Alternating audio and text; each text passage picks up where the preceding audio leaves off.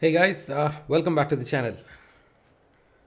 So we have discussed last week that markets are extremely or partially bullish, and that is what has happened. I mean, we very clearly discussed about the level 24,740, if you remember, right? Please hit the like button. Maybe you can share this channel information among your peers and friends who are interested in trading Nifty day in day out. That will immensely help me motivated and then come up with frequent content. Maybe, in any case, if I'm able to add some stocks also, I'll be able to do it for educational purposes. All right, so let's quickly look at the charts. Let's also look at what is on the cards. Are we really looking at the breakout on the Nifty? And if we are at the verge of a breakout, how do we trade it is more important than randomly looking at it and concluding it is at the verge of a breakout, right? I mean, making money is more important than looking at charts. Right, so we are looking at the monthly chart. Monthly chart is very interestingly bullish engulfing pattern.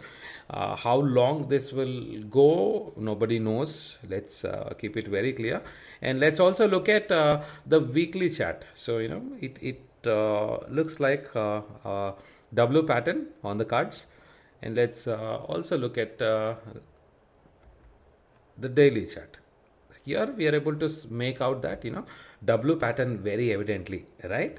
But how do we trade it? So it has started. I mean, the swing has started from anything close to 24,400, and it has continued until 25,127, right? This is very interesting.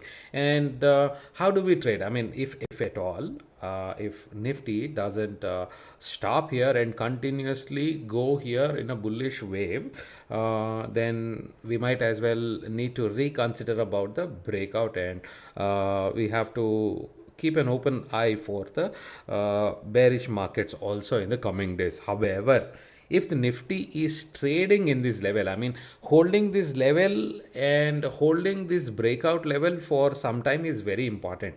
So let's say, tomorrow, if the market gaps up anything close to 125, 190 or 25, 200 levels, and if these levels are not being revisited again, then there is a trouble. However, if the Nifty, keeps trading in this zone for a day or two or even more, the stronger the momentum would be on the bullish side, because it is very important to hold these levels to stay, or give it a very clear signal to the bears to move out, because if the market is holding the level for quite some time, 1 to 3 days, then it is certainly a indicator for all the serious market participants, right? That's how we read the chart. Let's also dig into it.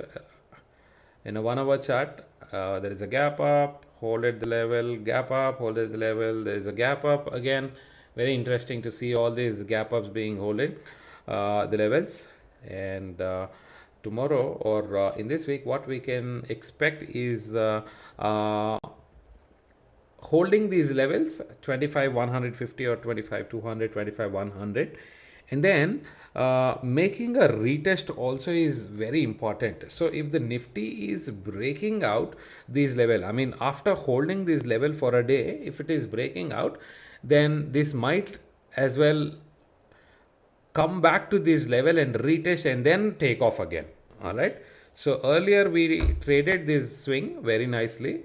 I'm sure it was a very clear swing, and then we have to wait for a further retest and holding this zone.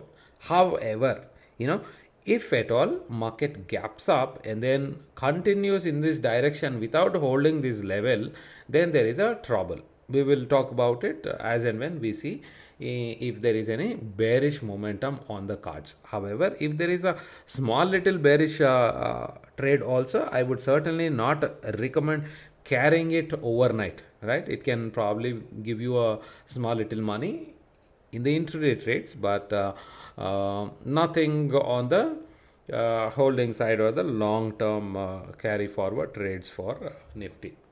Right, that's the plan for action. Let's be bullish and let's very carefully trade this level. I am also expecting tomorrow there is if there is a small little gap up around 25 150 or 25 180, the market might as well come down, test these levels 24 950, and then take off from there. So that's precisely the view that I am carrying in. So be very vigilant for these levels, 24 950 or 980, these levels, right? So this is a very important level if you look at it on a weekly chart. So this makes a support kind of thing, which is 24 950, this level where we are able to see these two of the red candles. So be very cautious. Trading this week would certainly be a little tricky, right? Okay, let's also look at some of the futures that I want to bring it for your notice and for the educational purposes. All the stocks that I am able to see, see some serious direction. It can be positive or negative. I will give my bias for educational purposes. I would certainly recommend everybody to consult their financial expert or advisor, official registered advisor for taking trades, right? So there's been a phenomenal accumulation pattern here, and there is a breakout, right? I mean, flag and pole is there, and there is a what is that? Triangle, I don't know, but there is certainly all these touch points 1 2 3 4, and then there is a breakout. So with a stop loss of 334, you will be able to take some bullish positions, and I'm sure you will be rewarded very fruitfully. And what is on the Axis Bank, it is a flag formation and holding the levels. I'm sure as and when you get to see these levels crossing like 1110, you will be able to see some profits on the bullish side. And then there is Bajaj Finance. I am certainly not bullish on this because somehow I'm able to see there will be a retracement in this counter. So this is on the negative side. Maybe I will keep it here.